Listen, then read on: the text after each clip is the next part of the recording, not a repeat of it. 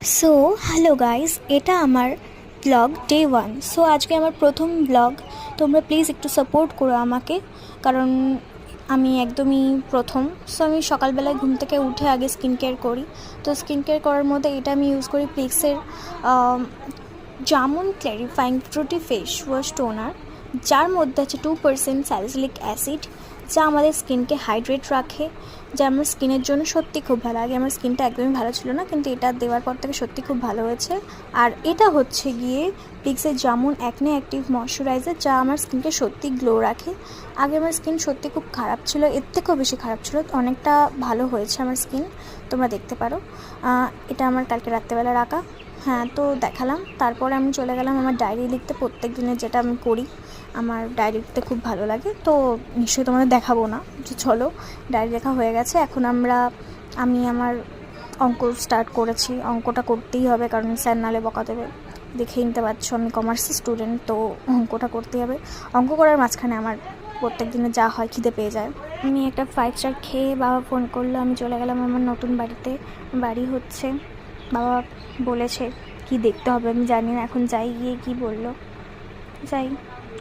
গিয়ে দেখলাম, ও আচ্ছা, মিস্ত্রিরা রড বাঁকাচ্ছিল, সেটা আমাকে নাকি দাঁড়িয়ে দেখতে হবে। সো ঠিক আছে, আমি সেটাই দেখলাম অনেকক্ষণ ধরে। তারপরে দেখো, একটা জিনিস দেখাচ্ছি, এটা আমাদের ছাদ।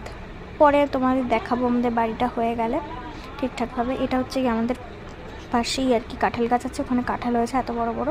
আমার একদমই যেটা ভালো লাগে না, দেখতে গিয়ে চোখে কি পড়লো, কাঁদছি না গাইস, চোখে কিছু একটা পড়েছে, তাই জন্য।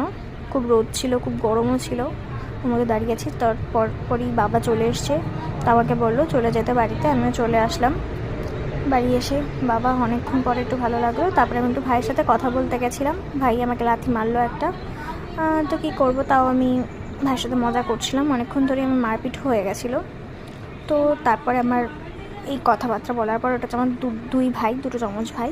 ওটা হচ্ছে ছোটো ভাই সামনেরটা, আর পেছনেটা হচ্ছে বড়ো ভাই। তো কথা বলার পর আমি বলছিলাম, ঠাম্মা পেছন দিয়ে বলছে যা খেয়ে নে। আমি কী করবো, ঠাম্মা একটা খাবার খেতে ফ্রুট মনে দিয়েছিল, হ্যাঁ কলা দিয়েছিল একটা খেতে। তো আমি এই ঘরে এসে সেই কলাটাকে খাচ্ছিলাম, তখন আমার ভাই আসলো বড়, এসে আমাকে উল্টোপাল্টা বলছে যে কী করছিস তুই।